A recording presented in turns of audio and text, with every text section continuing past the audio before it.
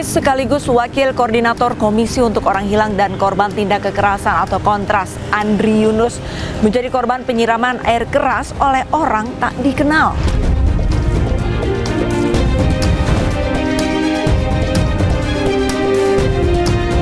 Ya, jadi inisialnya NDP, pangkatnya Kapten.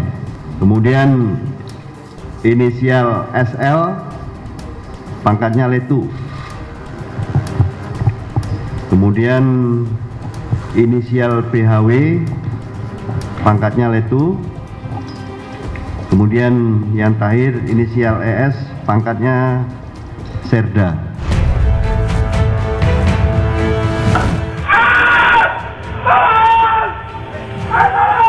Ya minta tolong, mau ditolongin keburu lari korbannya ke sono ke depan. Sini habis tangan sebelah kirinya Kak.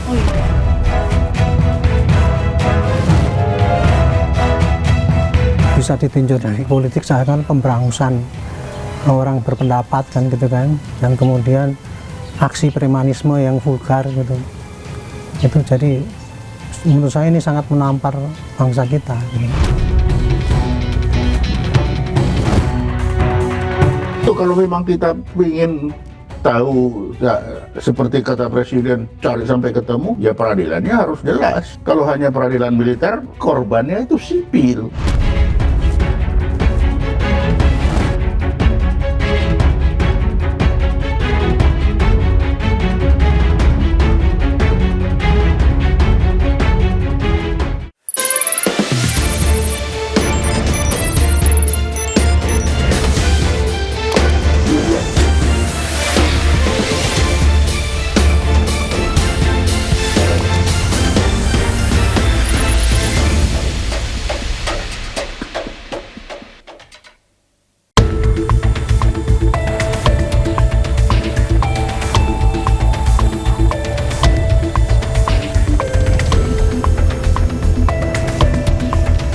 Aksi teror serangan air keras kembali terjadi. Aktivis sekaligus Wakil Koordinator Komisi untuk Orang Hilang dan Korban Tindak Kekerasan atau Kontras, Andri Yunus, menjadi korban penyiraman air keras oleh orang tak dikenal. Akibatnya Andri mengalami luka bakar 24% pada bagian wajah dan tubuh. Presiden Prabowo memerintahkan Kapolri mengusut tuntas kasus serangan air keras terhadap Andri. Akankah terungkap siapa dalang di balik serangan air keras ini dan benarkah ini upaya pembunuhan berencana? Bersama saya Arli Sahadi, inilah iNews Files.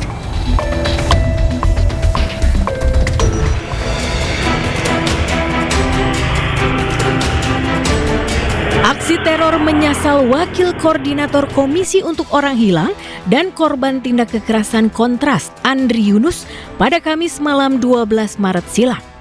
Andri disiram air keras oleh orang yang tidak dikenal sekitar pukul 23 waktu Indonesia Barat saat melintas di Jalan Salemba, Jembatan Talang Senen, Jakarta Pusat. Andri yang kesakitan terkena siraman air keras langsung menjatuhkan sepeda motornya dan meminta pertolongan warga. Menyikapi penyiraman air keras terhadap Andri Yunus, Presiden Prabowo Subianto memerintahkan Kapolri untuk mengusut tuntas persoalan tersebut. Saya telah mendapatkan perintah langsung dari Bapak Presiden untuk melaksanakan pengusutan tuntas secara profesional, transparan, dan tentunya langkah-langkah yang kita lakukan tentunya tetap mengedepankan scientific crime investigasi.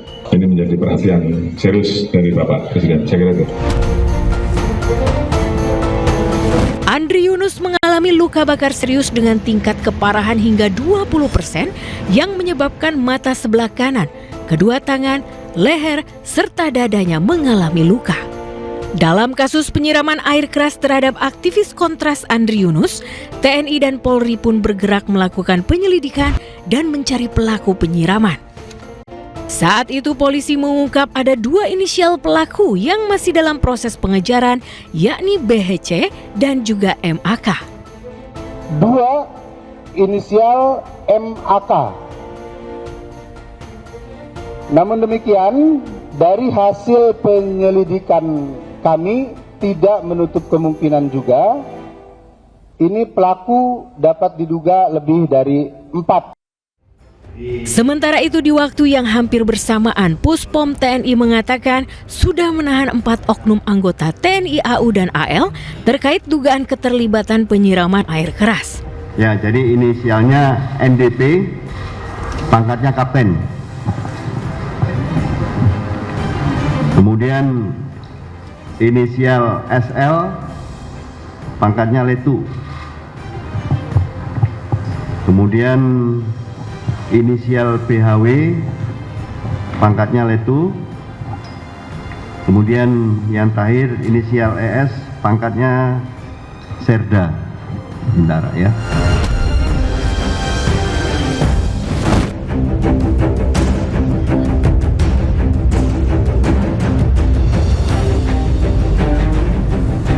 Pemirsa, untuk mengetahui langsung kasus dari penyiraman air keras terhadap Wakil Koordinator Kontras Andri Yunus, tim iNews Files saat ini akan langsung menuju ke Salemba. Ikuti terus penelusuran kami. Tim iNews File mendatangi lokasi penyiraman air keras terhadap Andri Yunus. Di lokasi terpantau sejumlah kamera pengawas atau CCTV mengarah langsung ke Jembatan Talang, lokasi Andri disiram air keras.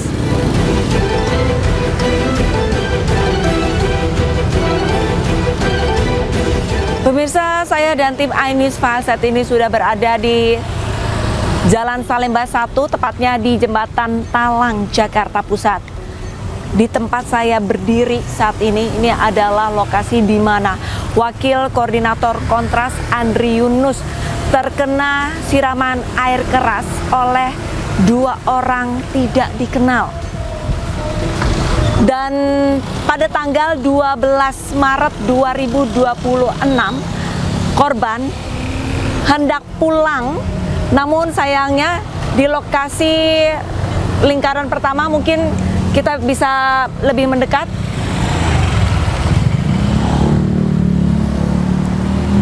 Di jalan ini ada beberapa lingkaran-lingkaran warna merah, pemirsa.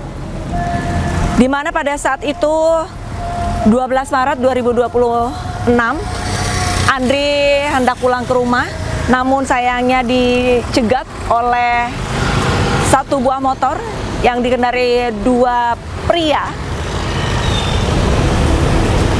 Korban disiram di lokasi pertama, di lingkaran pertama. Bisa diarahkan mungkin, saat ini memang arus lalu lintas cukup padat, banyak mobil yang melintas. Saya akan coba menyeberang untuk memberi tahu lebih jelas. Oke, sebentar. Ya, di lingkaran pertama inilah di mana korban yang bernama Andri Yunus disiram oleh pria tak dikenal. Kemudian setelah disiram, korban menjatuhkan motornya di lingkaran kedua. Di lingkaran kedua ini korban sudah mulai merasa kepanasan dan jika kita lihat dari posisi di tempat lingkaran pertama dan lingkaran kedua, memang dipantau oleh CCTV, pemirsa. Di sini ada satu CCTV yang mengarah ke jalan yang ada di belakang saya.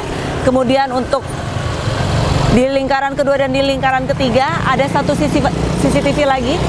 Di sini saya akan tunjukkan. Ini pemirsa, ini adalah CCTV di mana menjadi salah satu barang bukti untuk polisi guna mencari tahu dan juga mencari titik terang pada saat Andri disiram. Dan ini adalah CCTV kembali yang mengarah ke jalan yang ada di belakang saya. Saya akan coba menyeberang.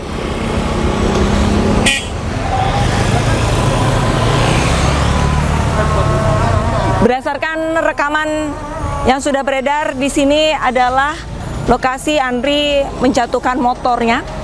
Kemudian pada saat tengah malam itu, Andri langsung melepaskan jaketnya, tasnya, dan berteriak.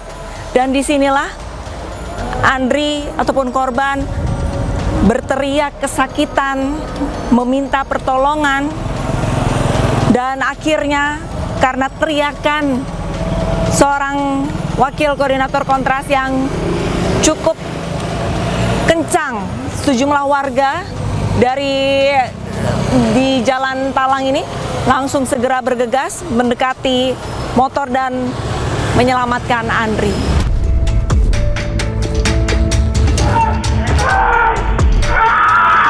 Saat penyiraman air keras terhadap Andri Yunus terjadi, suasana di lokasi tidak seramai biasanya. Hanya sesekali saja kendaraan melintas dan sedikit warga yang lewat. Tim iNews Files pun menemui sejumlah warga yang tinggal di dekat lokasi penyiraman. Lantas, bagaimana sebenarnya kondisi malam kejadian tersebut terhadap Andri Yunus? Dengarnya ya karena kita dengar namanya warga di sini dekat kan sama kejadian itu kan. Ya dengar minta tolong ya udah. Semua warga keluar semuanya kan. Ya udah pas itu udah ngeliat udah kejadian ya udahlah. Kumpul orang itu semuanya di situ.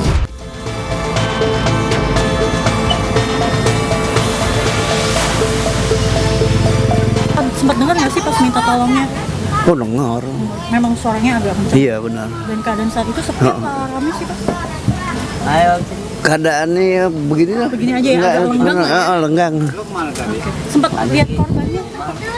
Korban tepat tuh. Oh langsung buka bajunya. Oh dia lepas baju sendiri. Nggak tolong begitu.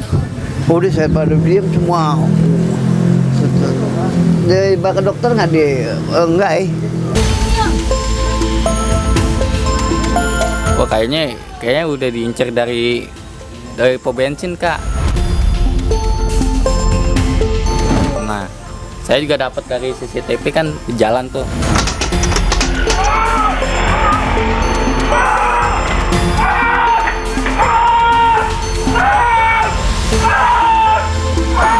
Ya minta tolong, mau ditolongin keburu lari korbannya ke sono ke depan. Sini habis tangan sebelah kirinya Kak. Oh iya. Mukanya tuh. Kalau mukanya nggak tahu dia langsung bawa motor langsung lari. Nah dia kena tuh kayaknya. Dia kena mukanya. Sempet berhenti juga di RSCM dia. Minta air putih sama yang jualan di RSCM. Iya udah dikejar tapi yang namanya dia berdua kan cepet duluan dia. Ketaunya dia neduh dulu di situ kena juga dia di bagian mukanya sama tangannya.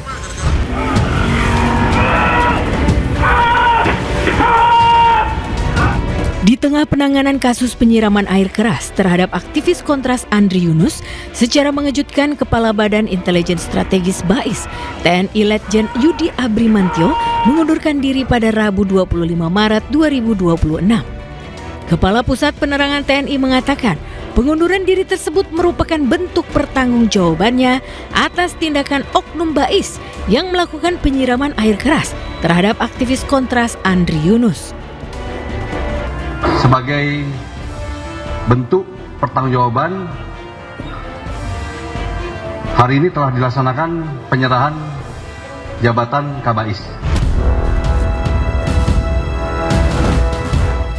Selain itu, keempat prajurit TNI terduga pelaku penyiraman air keras Andri Yunus, aktivis kontras, kini tengah dalam proses penyidikan. Tentara Nasional Indonesia menegaskan komitmennya dengan menindak tegas setiap pelanggaran hukum dan disiplin yang dilakukan oleh prajurit TNI. Terhadap prajurit TNI yang melakukan pelanggaran hukum atau tindak pidana, TNI menyatakan tidak memberikan toleransi dan akan menindak secara tegas sesuai ketentuan hukum yang berlaku, baik melalui peradilan militer, penjatuhan hukuman disiplin berupa penahanan dan pemberhentian dari jabatan maupun pemberhentian dengan tidak hormat dari Dinas Keprajuritan.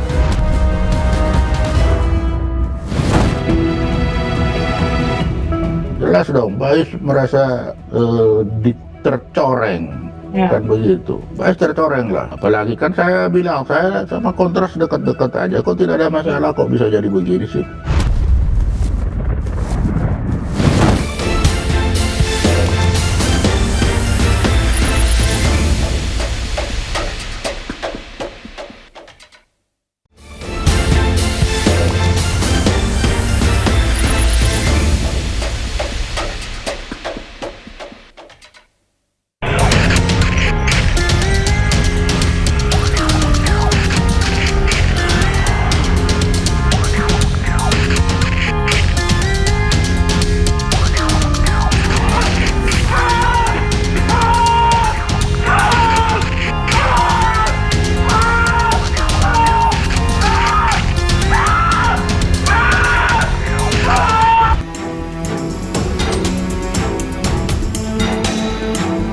DPR RI akan terus mengawal penanganan perkara ini dengan membentuk panitia kerja Komisi 3 DPR RI tentang kasus penyiraman air keras dan melaksanakan rapat kerja dengan Polri, LPSK serta kuasa hukum saudara Andri Yunus sebagai bentuk komitmen dalam penegakan terhadap perlindungan masyarakat Indonesia.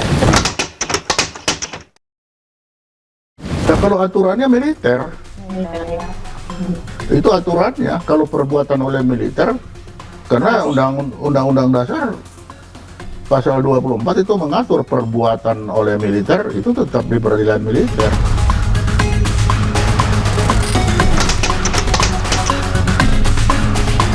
Ya justru itu kita ingin presiden itu maunya apa? Apakah hanya seperti sekarang ataukah cari jalan keluar yang terbaik karena korban adalah orang sipil, maka kita berupaya meletakkan itu pada koneksitas. Nah ini kan tergantung para pengambil keputusan, tergantung presiden juga terutama. Jadi jangan hanya ngomong-ngomong doang tapi pelaksanaannya nggak ada.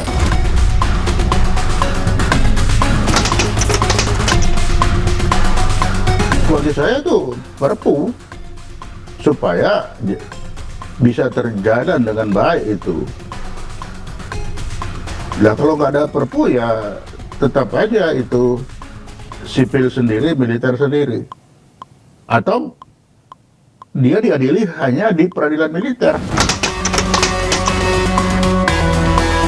Ya bukan masalah itu kalau memang kita ingin tahu ya, seperti kata presiden cari sampai ketemu.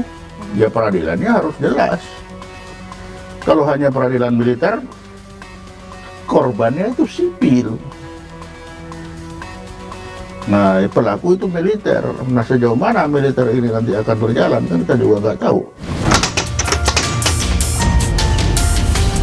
Jelas dong, Bais merasa tercoreng, kan begitu. Bais tercoreng lah. Dan itu apalagi kan saya bilang saya sama Kontras dekat-dekat aja, kok tidak ada masalah, kok bisa jadi begini sih. Kalau memang ada sesuatu ya kita bisa obrolkan, kita ngomong misalkan, Ri kenapa kau gitu sih, kan bisa bertanya, tapi tidak dengan cara begitu.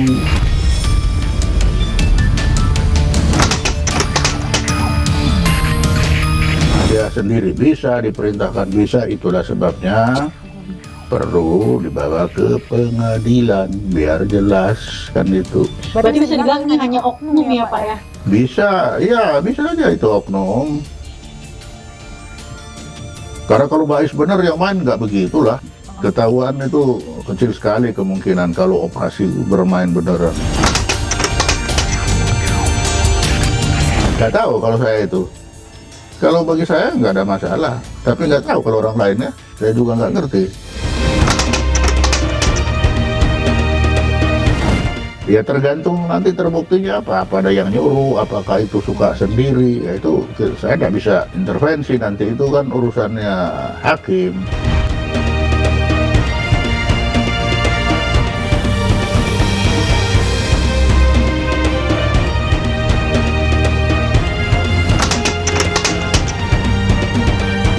Saat ini Andri Yunus masih dalam proses pemulihan ya secara intensif, masih dirawat dalam unit high care unit namanya, dan itu masih sangat dibatasi aksesnya, bahkan keluarga juga belum bisa mengakses seperti itu. Dan dalam beberapa waktu ke depan masih akan melaksanakan beberapa tindakan medis seperti operasi dan lain-lain.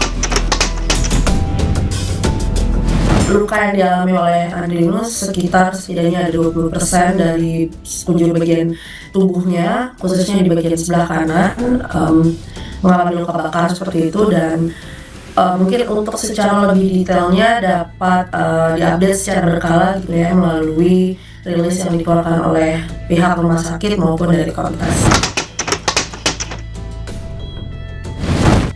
Oke, kronologi ini masih sama sebenarnya ya, sama yang juga beredar ke publik berdasarkan CCTV yang memang sudah banyak juga rangkaiannya aktivitas pelaku di hari di mana peristiwa tersebut terjadi, seperti pada saat Andrianus sedang mengendarai sepeda motor, kemudian setelah melakukan aktivitas di hari tersebut datang ke beberapa tempat yang kemudian belakangan kita tahu memang sudah diikuti gitu ya, dan memang sudah diintai dari beberapa waktu sebelum kejadian. Kemudian pada saat sekitar pukul kurang lebih setengah 12 malam, kemudian pelaku melaksanakan tindakan atau serangan percobaan pembunuhan berencana tersebut kepada Andrianus.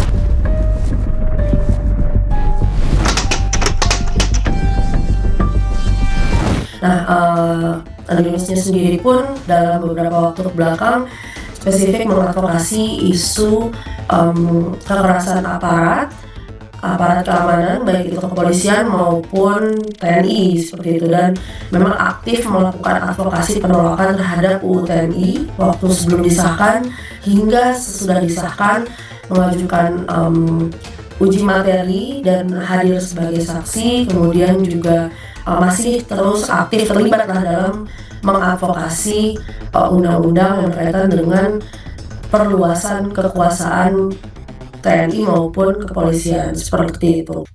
Nah, jadi dengan begitu banyaknya advokasi yang dilakukan oleh Andrianus sebagai pembela HAM, sudah barang tentu gitu ya, peristiwa yang terjadi kepada Andrianus ini memang mentargetkan pada apa yang dilakukan oleh Andrianus. Jadi bukan semata kejahatan jalanan biasa. Ya, kami sejak awal mendorong kepolisian untuk melakukan penggunaan pasal percobaan pembunuhan berencana pada peristiwa yang dialami oleh Andrianus ini. Karena dari beberapa pantauan kami, terdapat setidaknya dugaan keterlibatan lebih dari 10 orang atau setidaknya ada belasan orang yang terlibat dalam pelaksanaan operasi serangan terhadap Andrianus ini.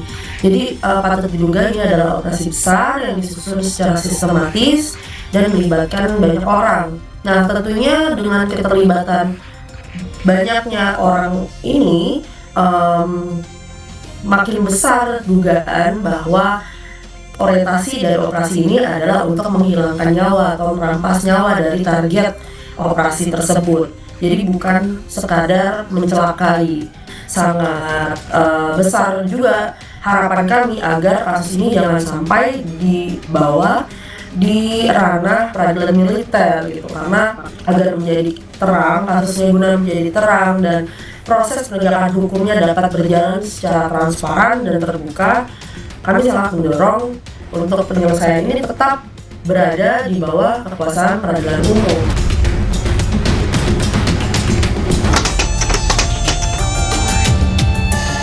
Oke, satu tadi soal pembentukan TGPF, kami melihat ini sangat penting gitu ya untuk mengungkap dan termasuk juga untuk melihat adanya keseriusan dari negara ketika terdapat suatu peristiwa yang sangat mengerikan gitu ya.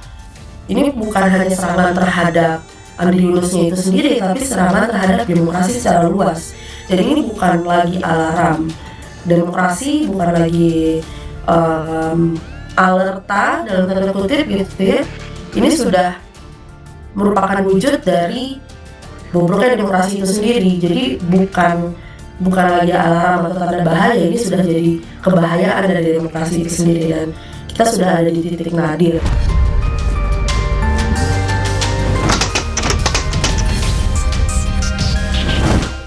Sebenarnya target yang dilakukan atau pentargetan terhadap Andri Yunus ini bukan semata-mata pada Andri Yunusnya sendiri ya. Kita patut menduga atau patut melihat dengan kacamata yang lebih makro bahwa serangan terhadap Andri Yunus adalah serangan untuk kita semua gitu.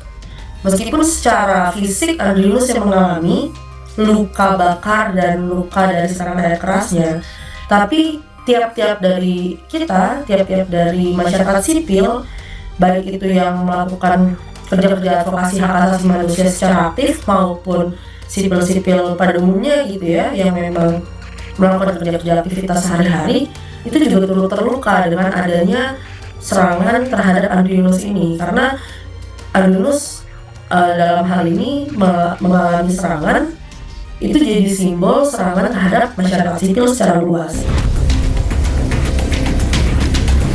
Ya, sejak awal kami langsung secara aktif meminta kepada LPSK untuk melakukan perlindungan, untuk memberikan perlindungan baik itu kepada Andri Yunus sebagai korban maupun keluarga dan beberapa saksi-saksi yang terlibat gitu ya dalam peristiwa ini.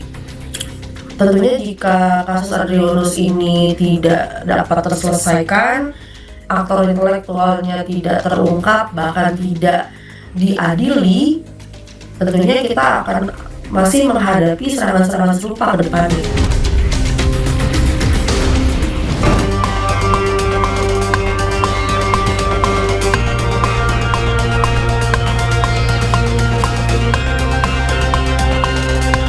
Siapa ini yang melakukan membungkam itu kan gitu kan? Kalau kita cuma langsung taken for granted, wah itu pasti pemerintah kan, seakan-akan kan gitu. Itulah yang saya hindari. Jangan sampai kasus kayak gini ini, wah ini pasti dirancang oleh pemerintah kan gitu kan.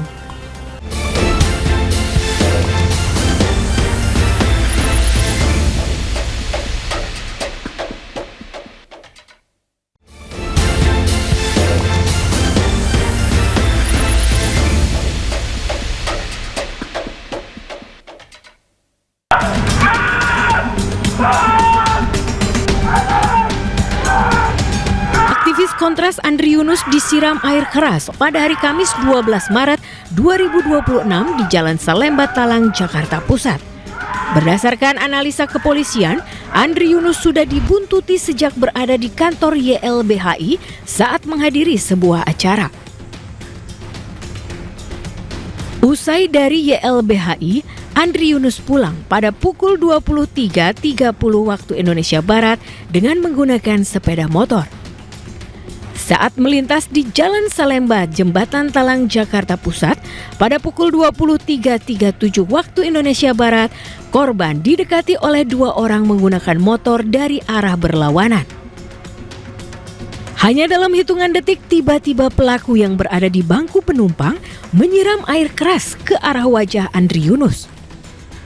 Saat itu Andri Yunus tidak mampu menghindar dan merasakan dampak langsung dari siraman air keras hingga ia menjatuhkan motornya dan berteriak kesakitan sambil membuka helm dan pakaiannya. Warga sekitar tempat kejadian perkara yang mendengar teriakan Andri Yunus mulai berdatangan untuk melihat dan membantu Andri Yunus. Sambil menahan sakitnya, Andri Yunus langsung meninggalkan TKP menuju RSCM. Menurut saya ini, kasus ini menurut saya sangat spektakuler ya, dan pasti menarik perhatian orang banyak. Karena apa? Kasusnya itu melambangkan suatu kekejaman, kemudian dua bisa ditinjau dari politik seakan pemberangusan orang berpendapat kan gitu kan, dan kemudian aksi premanisme yang vulgar gitu. Itu jadi menurut saya ini sangat menampar bangsa kita. Polisi dalam menangani kasus ini pasti akan melihat jenis kasus yang dihadapi. Kasus ini kan bukan sekedar kasus yang kecil-kecilan orang dendam kemudian menyakiti atau merencana membunuh dan sebagainya. Tapi ini jelas suatu rencana tindakan yang direncanakan ya, karena dengan melihat rekaman-rekaman CCTV itu yang bersangkutan adalah diikuti dari sini-sini, kemudian yang bersangkutan adalah aktivis gitu kan. Patut diduga bahwa ini adalah suatu rencana daripada kelompok ya untuk memberikan contoh menggertak ya, semacam, kalau saya istilahnya semacam teror. Inilah yang saya tidak bisa habis pikir ya. Negara ini kan sekarang kan lagi dituntut untuk demokrasi dan sebagainya, tapi kok masih ada suatu kekuatan yang memaksakan ya dengan cara-caranya itu, seakan-akan menakut-nakuti orang untuk tidak boleh berbicara. Oleh karena itulah maka di dalam hal ini polisi pasti akan ditantang ini ya untuk menguak apa yang terjadi sebelumnya, yang terjadi bukan hanya pada pelakunya yang ketangkep, yang bisa ditangkap, tetapi apa latar belakang daripada kasus ini dan siapa sebetulnya yang punya otak untuk melakukan tindakan ini. Kalau untuk hanya menangkap para pelaku yang di lapangan yang ketangkep CCTV-nya dan sebagainya tidak sulit. Dan sekarang saya yakin polisi sudah tahu siapa pelakunya, pasti sudah tahu. Cuman yang susah adalah nanti menangkap siapa yang menyuruh itu, karena kan bukti-bukti biasanya hilang. Padahal untuk pembuktian kita untuk di pengadilan kan harus lengkap, buktinya itu lengkap, ada kesesuaian daripada bukti itu bahwa ini nyuruh ini dan sebagainya, itu hasil harus didukung dengan tidak cukup dugaan kita. Itu yang agak berat kan. Dari pengalaman kasus-kasus kita yang lama-lama itu, setiap kasus yang model kayak gini ini hampir semuanya ya tidak terungkap sampai latar belakangnya itu kayak apa secara clear. Hampir semuanya kayak itu. Kasus-kasus yang kejadian kayak gini ini mesti terulang lagi. Untuk membawa itu ke pengadilan itu harus dibuktikan bukti yang kuat, lengkap. Karena KUHP kita akan mengatur pada due process law ya, jadi semua itu harus dibuktikan secara lengkap untuk memidanakan seseorang ini. Nah, padahal dalam pidana seperti ini pasti banyak sekali yang bukti-bukti yang bisa dihilangkan. Publik sekarang udah menilai kan langsung ini wujud dari pembungkaman, karena apa? Yang disasar kan orang yang baru ngomong kan gitu, nggak usah orang pinter lah. Nah, cuman yang perlu kita anukan kan siapa ini yang melakukan membungkam itu kan gitu kan. Kalau kita cuma langsung taken for granted, wah itu pasti pemerintah kan, seakan-akan kan gitu. Itulah yang saya hindari, jangan sampai kasus kayak gini ini, wah ini pasti dirancang oleh pemerintah kan gitu kan. Saya yakin ini bukan pemerintah lah, nggak mungkin lah Pak Presiden model kayak gitu, nggak mau dikritik dengan gitu. Pasti kelompok-kelompok tertentu aja yang memanfaatkan situasi di mana rakyat itu paling benci dengan pembungkaman, nah kemudian dibikin kasus seperti itu. Ini satu lagi yang saya curigai, yang saya khawatirkan adalah kita itu diadu domba. Belum tentu juga ini orang-orangnya yang nyuruh itu belum tentu juga orang yang dari kelompok dalam negeri ya. Bisa jadi kelompok asing juga yang ingin membuat negara kita kacau. Ini pas lagi kayak gini, ini coba ciptakan kasus kayak gini, mereka kan akan saling beradu. Itulah yang pandangan saya dalam menghadapi kasus ini, yang saya khawatirkan adalah kita itu diadu domba oleh pihak-pihak tertentu yang ingin Indonesia tidak aman ya. Jadi kayak gitu. Jadi kalau mengenai apakah perlu perlindungan saksi tanpa diminta, itu lembaga-lembaga yang sekarang sudah dibentuk itu pasti sudah.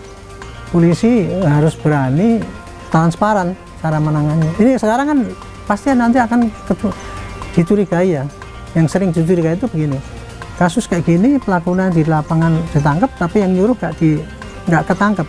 Kecurigaan publik pasti menyangka polisi melindungi itu yang nyuruh itu kan. Paling gampang menangkap pelaku di lapangan ya, karena buktinya sudah jelas. Sekarang udah jelas, langsung naik penyidikan kan, karena apa? Bukti awal sudah ada orang luka, jelas gitu kan. Ada alat yang dipakai, ada rekaman bagaimana cara melukainya. Itu otomatis ini ada pidana.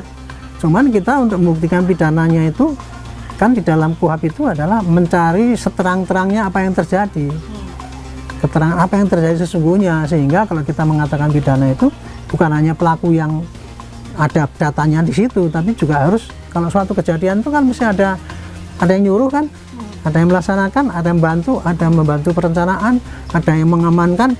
Nah itu harus diungkap semua oleh polisi gitu.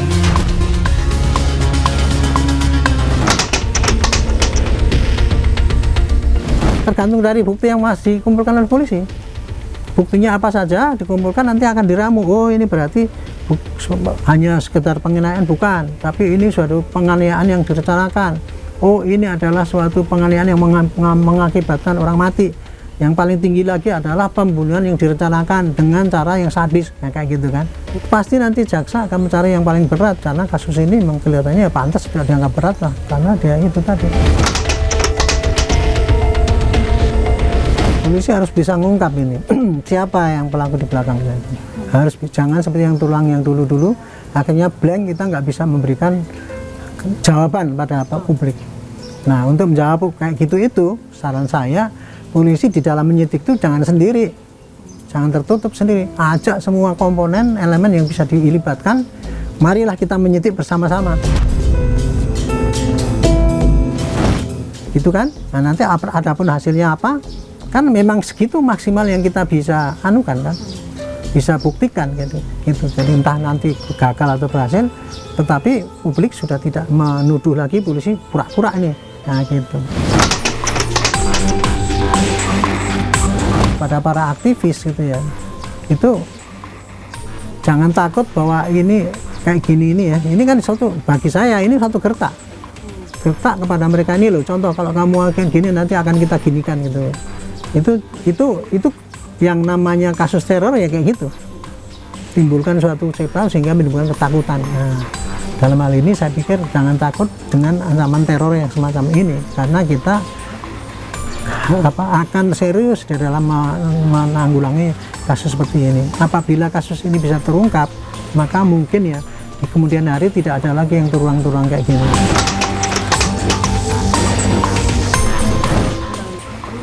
Selama ini kan kebanyakan ya kalau udah ada kasus ini dibikin tim gabungan pencari fakta kan gitu, tuntutannya gitu. Kalau saya pribadi ya bagus, tim gabungan pencari fakta itu kan hanya untuk menghindari dan sampai polisi ataupun aparat itu main-main kan, cara menangkan bukan fakta yang sesungguhnya gitu. Cuman saya boleh menunjukkan ya kelemahan tim gabungan pencari fakta itu tidak menjamin itu bisa efektif, karena apa?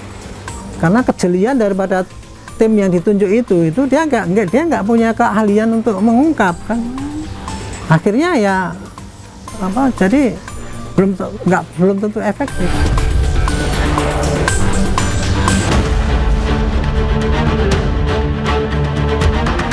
Aneh bin ajaib bahwa ada pelaku kejahatan yang sama sekali tidak menutupi identitas mereka.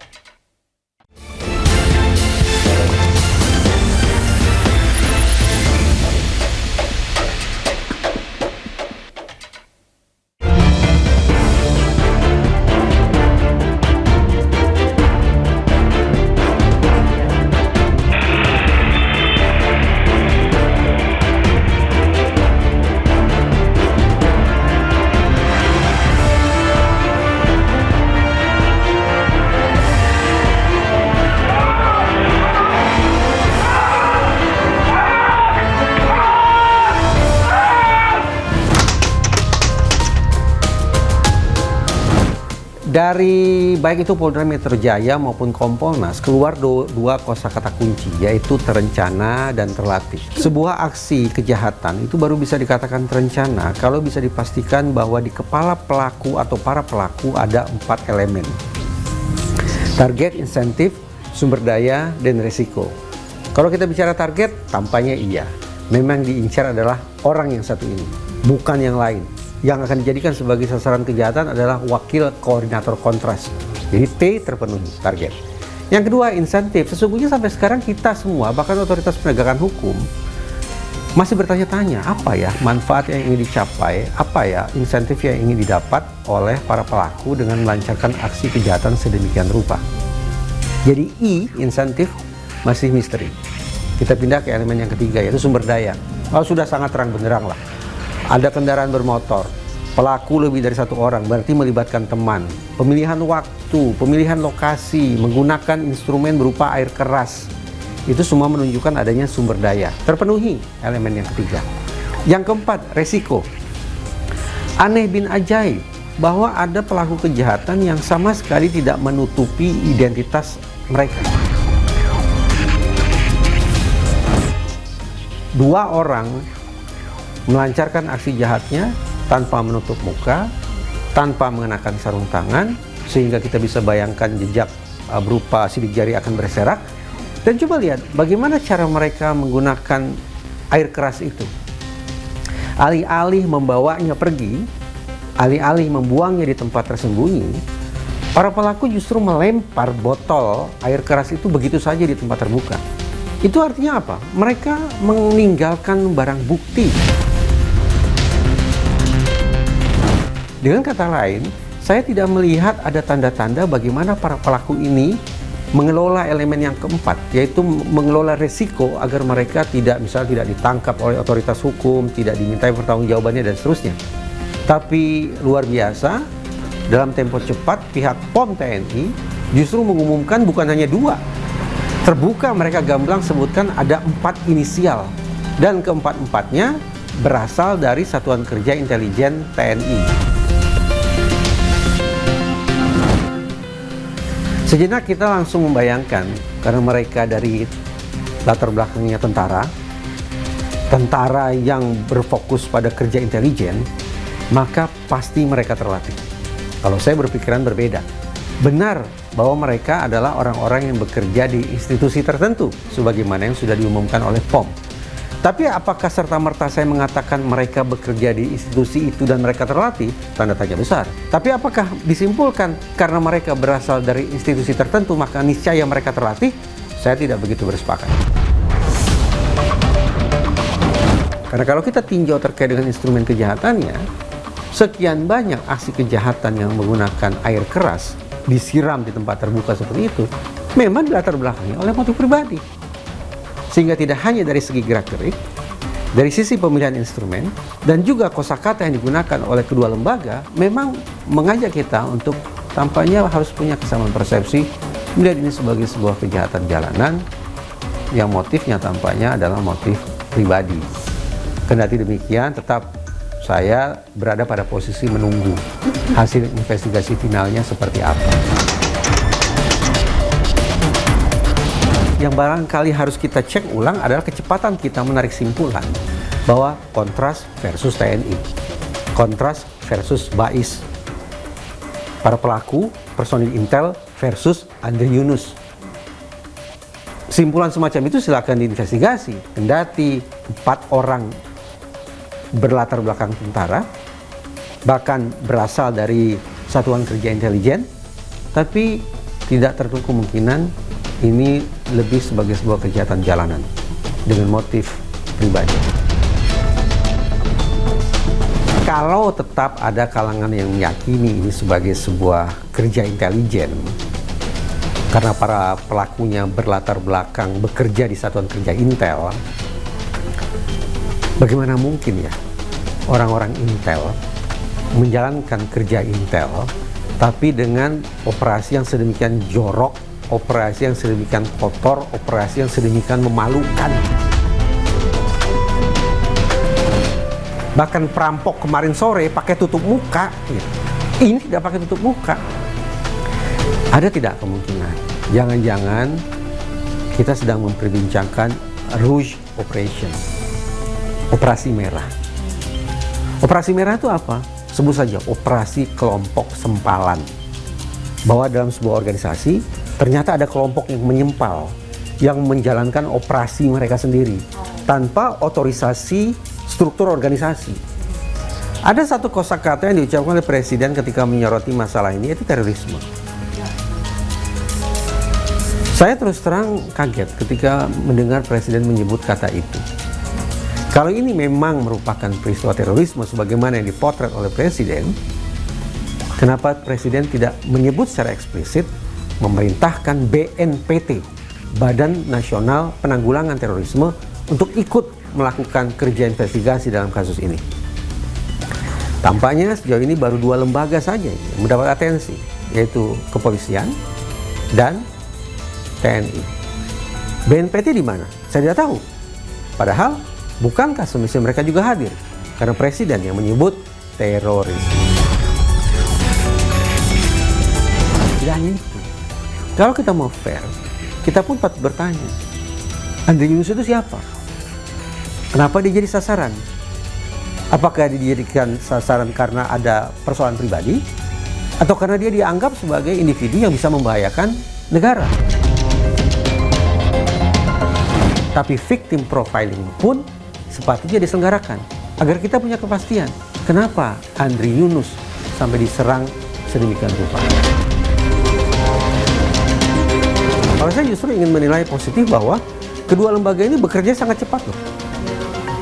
Kasus Novel Baswedan itu butuh berapa lama sampai ketahuan ada 2 orang yang menjadi pelakunya. Kasus ini hanya dalam hitungan berapa malam sudah langsung bisa ketahuan siapa terduga pelakunya. Yang kedua lembaga ini kompak loh menggunakan kata transparan. Artinya ada kesungguhan bagi mereka untuk melihat persoalan ini sebagai yang mudah-mudahan akan bisa diungkap secara tuntas. Karena kata transparan sekali lagi hanya berlaku dalam dunia penegakan hukum, tidak dalam dunia intelijen. Kalau kita berharap ada transparansi dalam dunia intelijen, ya omong kosong. Bagi saya secara umum, negara kita negara demokratis. Kebebasan bersuara, berpendapat, itu dijamin oleh undang-undang. Kecuali ya pada masa tertentu lah, ketika kalangan-kalangan yang kritis terhadap penguasa langsung dikriminalisasi atau dipersekusi. Sepanjang mereka tidak melakukan kebahayaan, tidak melakukan kekerasan, tidak menggunakan cara-cara yang ilegal untuk menumbangkan kekuasaan, silakan bersuara.